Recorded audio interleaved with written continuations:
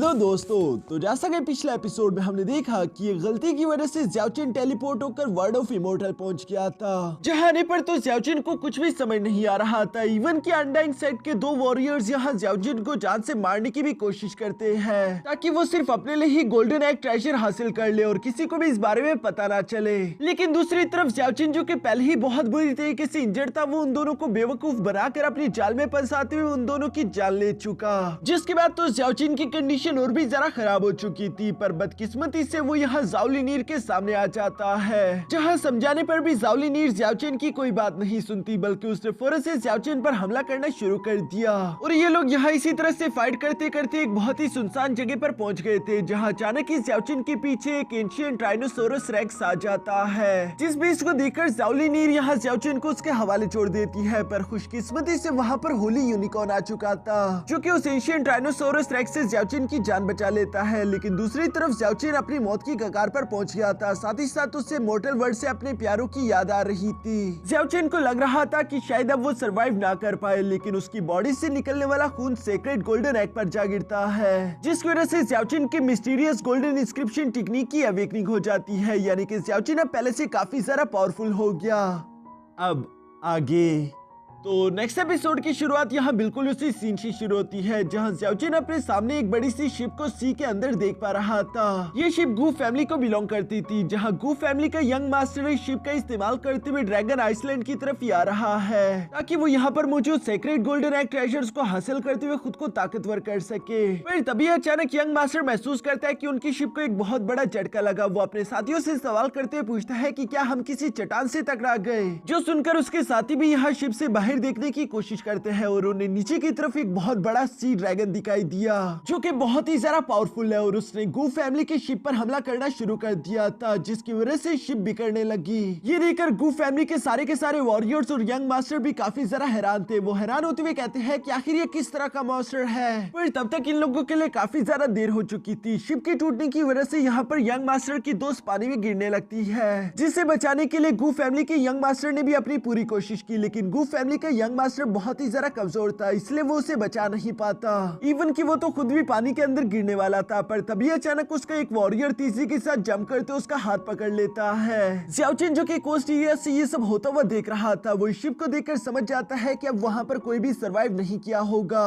मैं समझ चुका हूँ कि इस ड्रैगन आइलैंड को छोड़कर जाना काफी ज्यादा डिफिकल्ट है, क्योंकि यहाँ पर पानी में भी एक सी ड्रैगन मौजूद है। ये सब सोचते हुए ज़्याओचिन उस कोस्ट एरिया से अंदर की तरफ चला जाता है। उसे भूख लगी थी, इसलिए वो अपने लिए शिकार करके कुछ पकाने लगा, जहाँ साथ ही साथ ज़्याओचिन अपने मन में सोच रहा था कि मुझे एक बात तो समझ आ गई कि इस आइसलैंड से निकलने के लिए मुझे किसी शिप से ज्यादा बड़ी चीज की जरूरत होगी, क्योंकि मैं खुद देख चुका हूँ कि एक शिप तो यहाँ पर सरवाइव नहीं कर पाई, इसलिए मुझे कोई दूसरा रास्ता ढूंढना होगा। ज़्याओचिन अपने मन में ये सब सोच रहा था, तभी अचानक उसे एक तरफ से कुछ शोर सुनाई दिया, इसलिए वो फौरन से चौकन्ना होकर खड़ा हो जाता है। तभी अचानक हम देखते हैं कि वहाँ पर एक बहुत बड़ा 4 आर्म जायंट एप तीसी के साथ जंप करते हुए यहाँ ज़्याओचिन के सामने आकर खड़ा हो गया।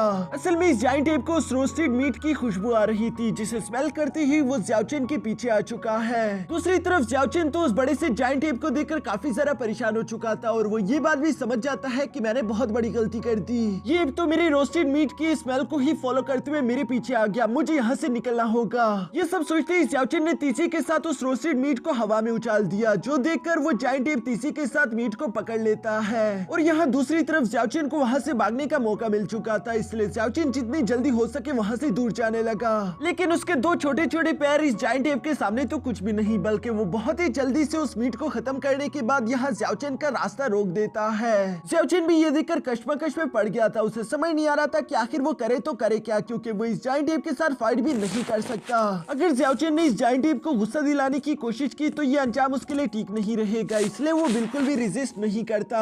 जबकि 4 आर्म जायंट पाइथन यहाँ ज़्याओचिन को हाथ में पकड़कर कहीं लेकर जाने शुरू हो जाता है। ज़्याओचिन चिल्लाते हुए सवाल करके पूछता है कि आखिर तुम मुझे कहाँ लेकर जा रहे हो, लेकिन ऑफ कोर्स इस जायंट एप को बात करने नहीं आती, इसलिए वो बिना जवाब देते हुए ज़्याओचिन को यूं ही अपने घर की तरफ लेकर आता रहा, जो कि एक बहुत बड़ी ऊंची पहाड़ की चट्टान पर मौजूद था। ज़्याओचिन भी इस जगह पर आने के बाद आसपास की जगह को देखकर काफी जरा हैरान हो चुका था, जबकि जायंट एप उसे नीचे उतार चुका। ये देखकर ज़्याओचिन को कुछ भी समझ नहीं आ रहा। वो खुद से सवाल करते हुए कहता है कि आखिर ये जायंट एप मुझसे चाहता क्या है, कहीं से मैं खाना तो नहीं लग रहा जो ये मुझे बचा जाकर बाद में खा लेगा। ये सोचते हुए ज़्याओचिन वहाँ से निकलने की कोशिश करता है क्योंकि वो इतनी जवानी में मरना नहीं चाहता। ज़्याओचिन अभी वहाँ से भागने ही वाला था, तभी अचानक दूसरी तरफ हम देखते हैं कि जायंट एप ने एक बीस्ट को पकड़कर तेजी के साथ ज़्याओचिन के सामने थ्रो कर दिया, जबकि वो खुद भी ज़्याओचिन के सामने आकर खड़ा हो जाता है। ज़्याओचिन हैरानगी के साथ उसे देख रहा था, तभी अचानक वो फोरआर्म जायंट एप यहाँ ज़्याओचिन को इशारा करते हुए बताता है कि मैं ये मीट खाना चाहता हूँ। दूसरी तरफ ज़्याओचिन को भी अब धीरे धीरे करके उस जायंट एप के इशारे समझ आने शुरू हो गए थे। वो जवाब देते हुए कहता है कि अच्छा, तो तुम चाहती हो कि मैं तुम्हारे लिए ये गोश्त पकाऊं। इस बात से तो ज़्याओचिन को कोई भी एतराज नहीं था, इसलिए हम देखते हैं कि वो आराम से यहाँ जायंट एप के साथ बैठकर उसके लिए गोश्त पकाना शुरू कर देता है। जहाँ ऐसा करते हुए शाम हो चुकी थी। जायंट एप भी ज़्याओचिन की मदद करने की कोशिश कर रहा था, लेकिन उसकी मदद ज़्याओचिन के लिए भारी ही पड़ रही थी, इसलिए ज़्याओचिन उसे जवाब देते हुए कहता है कि अरे यार, तुम ऐसा ना करो, क्योंकि अगर तुमने ज्यादा आग जला दी तो ये गोश्त जल जाएगा, इसलिए धीरे धीरे इस गोश्त को पकने दो, उसके बाद इसका जायका ज्यादा बेहतरीन रहेगा। जायंट एप को भी शायद ज़्याओचिन की बातें समझ आने लगी थी, इसलिए वो खामोशी के साथ बैठकर यहाँ अपने गोश्त का इंतजार करता रहा। जहाँ गोश्त तैयार होने के बाद वो उस पर झपट पड़ता है। दूसरी तरफ ज़्याओचिन यहाँ इस जायंट एप को देखकर अपने मन में कहता है कि इसका ये घर तो काफी सेफ लोकेशन पर है, क्योंकि ये जमीन से काफी जरा ऊंचा है, साथ ही साथ यहाँ पर खाने के लिए खाना और पीने के लिए पानी भी है। इसके अलावा अगर मैं कहूँ तो यहाँ का डांस ओरा भी काफी जरा एडवांस है। मुझे यहीं पर रुककर खुद को ताकतवर करना होगा और कोई ऐसा रास्ता ढूंढना होगा जिसका इस्तेमाल करके मैं वापस से मॉर्टल रेल्म जा सकूं।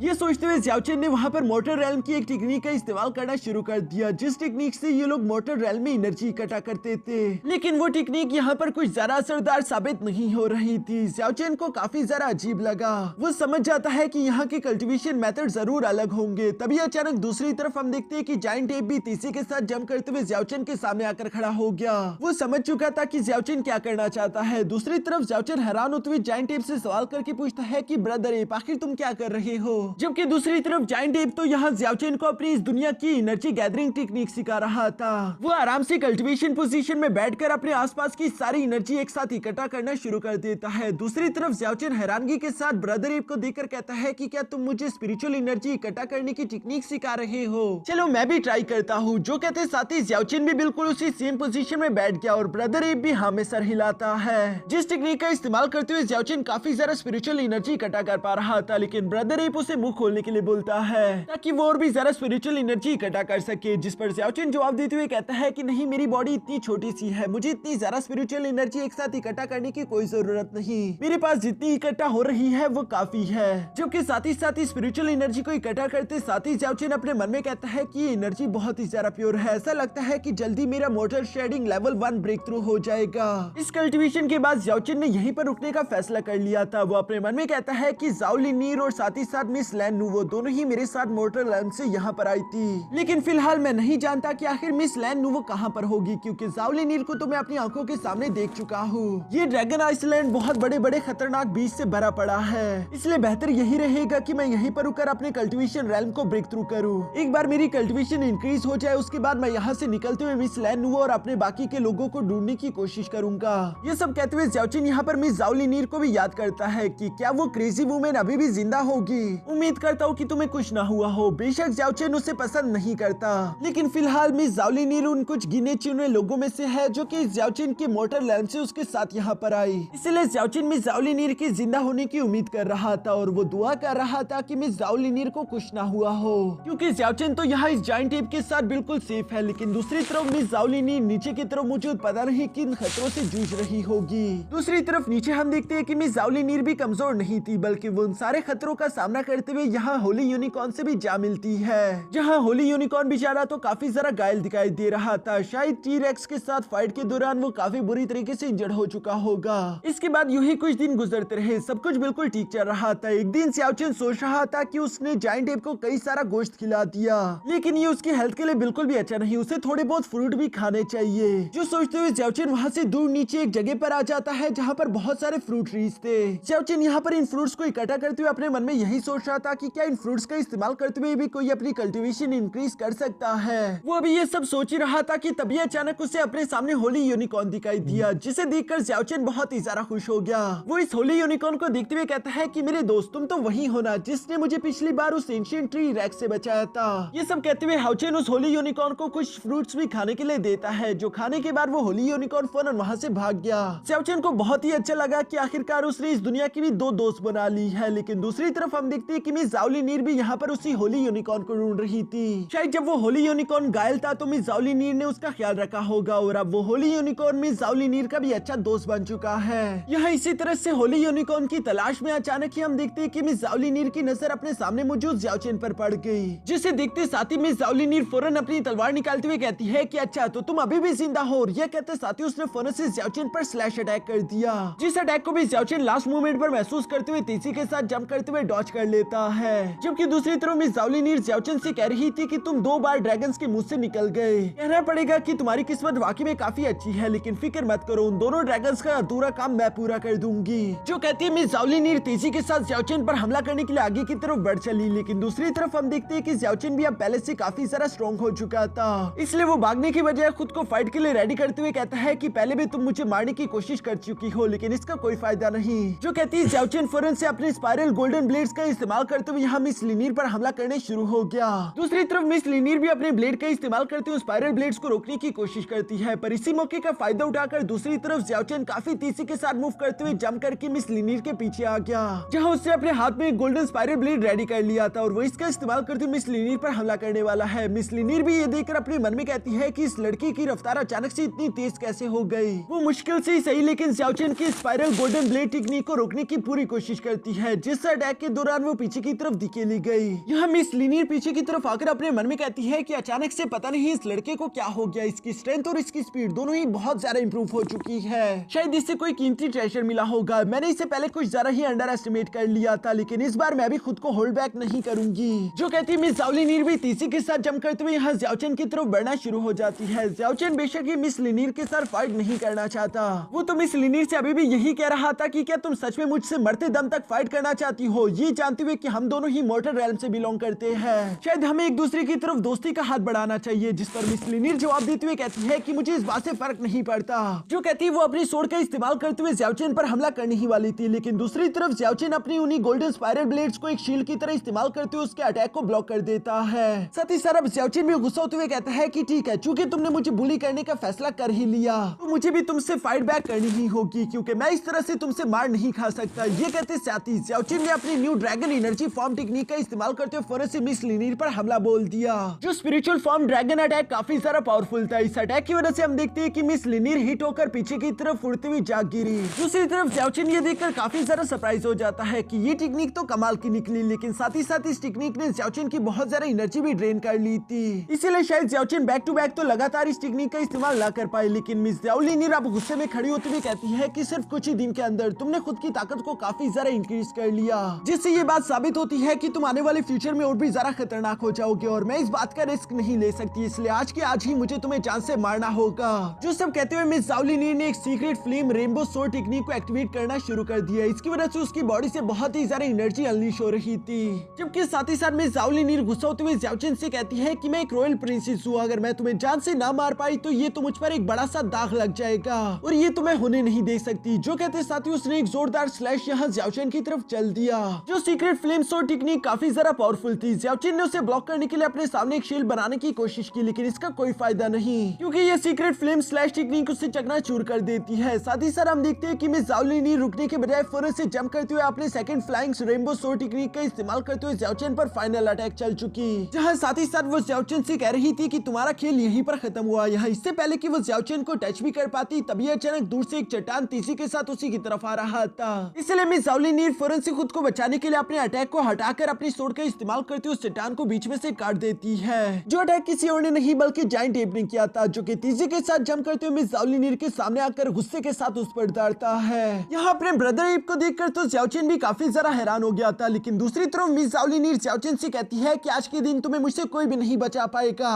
पिछली बार की तरह इस बार मैं ये गलती नहीं करूंगी। और ये कहते साथ ही वो तेजी के साथ जंप करते हुए दोबारा से ज़ियाओ चेन की तरफ बढ़ने लगी, लेकिन जायंट एप भी गुस्सा होते हुए फौरन से ज़ियाओ चेन के सामने आकर उसे प्रोटेक्ट करते हुए यहाँ मिस जाओलिनीर को पीछे की तरफ धकेल चुका। जो देखकर मिस जाओलिनीर कहती है कि ठीक है, सबसे पहले मैं तुम्हारा कुछ करती हूँ। और ये कहते साथ ही उसने अपने मल्टीपल रेनबो सोर्ड टेक्निक का इस्तेमाल करते हुए यहाँ जायंट एप पर अटैक्स करने शुरू कर दिए, जहाँ उन मल्टीपल रेनबो सोर्ड्स को जायंट एप अपने हाथों का इस्तेमाल करते हुए ब्लॉक कर रहा था। जो देखकर दूसरी तरफ ज़ियाओ चेन को भी ब्रदर एप की बहुत ही सारा फिक्र होने लगी। वो इमोशनल होकर ब्रदर एप से कह रहा था कि तुम्हें मेरे लिए इतना सारा खतरा उठाने की कोई जरूरत नहीं, लेकिन दूसरी तरफ ब्रदर एप तो किसी भी हाल में में ज़्याओचिन को बचाना चाहता है। इसलिए वो इस मल्टीपल सोर्ड अटैक को ब्लॉक करने के बाद गुस्सा होती हुई तेजी के साथ मिस ज़ाओलिनीर की तरफ बढ़ने लगा, जहां पर मिस ज़ाओलिनीर भी अपने मन में कह रही थी कि अगर मुझे इस लड़के को मारना है तो सबसे पहले मुझे इस जायंट एप को खत्म करना होगा। जो कहती है मिस ज़ाओलिनीर यहाँ उस जायंट एप के साथ फाइट करने की कोशिश करती है। यहाँ पर हम देखते हैं कि जायंट एप की फिजिकल स्ट्रेंथ तो बेमिसाल थी। बेशक उसके पास कोई स्पेशल टेक्निक तो नहीं थी, लेकिन फिर भी वो अपनी फिजिकल स्ट्रेंथ का इस्तेमाल करते हुए यहाँ मिस ज़ाओलिनीर को बुरी टक्कर दे रहा था।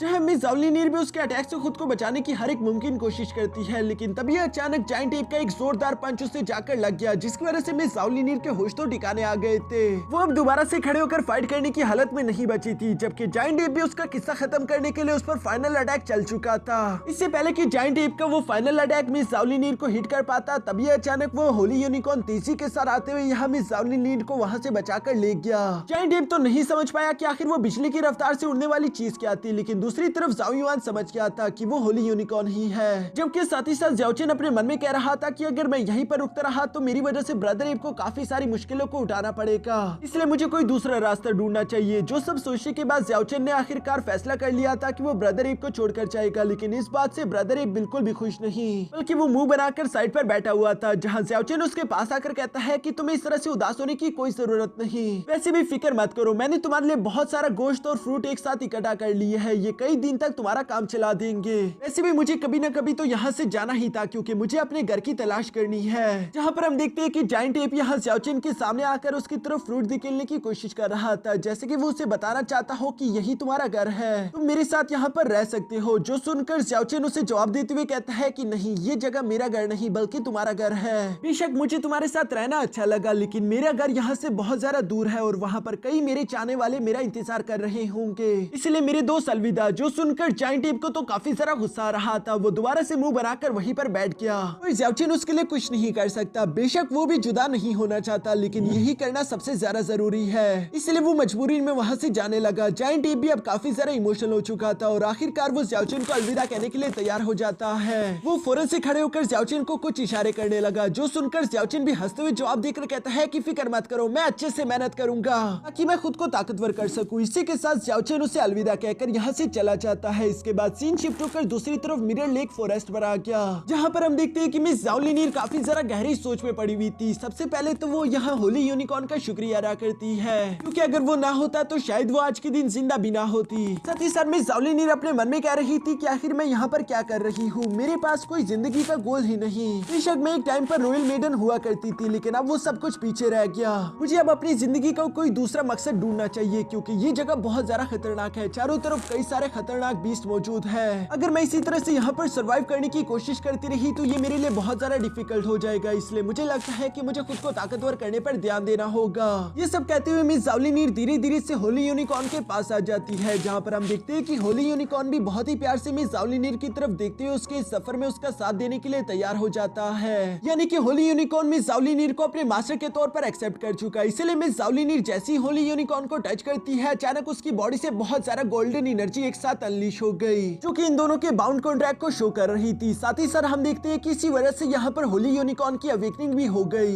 यहाँ पर इस होली यूनिकॉर्न के लेवल को ब्रेक थ्रू होता हुआ देखकर मिस ज़ाओलिनीर भी खुश होते हुए कहती है कि शाबाश लिटिल वन, तुमने तो वाकई में कमाल कर दिया। अब चूंकि तुमने अपने मास्टर के तौर पर मुझे एक्सेप्ट कर लिया है, इसलिए मैं भी अब से पूरी जान लगा दूंगी, ताकि आज के बाद तुम्हें कभी भी मेरे लिए इतना बड़ा खतरा उठाने की जरूरत ना पड़े। अब वक्त आ चुका है कि मैं मोर्टल रेल्म वहाँ की यादें और हर एक चीज को बुला दूं, क्योंकि वो मेरा पास्ट है और मुझे आगे के फ्यूचर पर ध्यान देना होगा। मेरी जिंदगी का इस लम्हे से सिर्फ एक ही मकसद है कि मुझे रेल्म ऑफ इमॉर्टैलिटी तक पहुंचना होगा, ताकि मैं हर एक मुश्किल को ऐसे फेस करूं जैसे कि वो मेरे सामने कुछ भी नहीं। यहाँ मिस ज़ाओलिनीर ज़्याओचिन से बिल्कुल उल्टा सोच रही थी, क्योंकि ज़्याओचिन अपनी पास्ट जिंदगी में वापस जाना चाहता है, जबकि मिस ज़ाओलिनीर अपने पास्ट को बुलाकर न्यू फ्यूचर को एक्सेप्ट कर चुकी। यहाँ इसी तरह की बातें करते हुए मिस ज़ाओलिनीर होली यूनिकॉर्न के साथ कोस्टल एरिया में आ जाती है, जहाँ उससे अपने सामने गूफ फैमिली की वही टूटी फूटी शिप दिखाई देती है। जहाँ पास आने पर हमें देखने को मिला कि गूफ फैमिली का यंग मास्टर अभी भी जिंदा है, जिसने अपने सामने मिस ज़ाओलिनीर को देख लिया। मिस ज़ाओलिनीर भी हैरानगी के साथ यहाँ गूफ फैमिली की उसी यंग मास्टर को देख रही थी। और इसी के साथ हमारा ये एपिसोड यहीं पर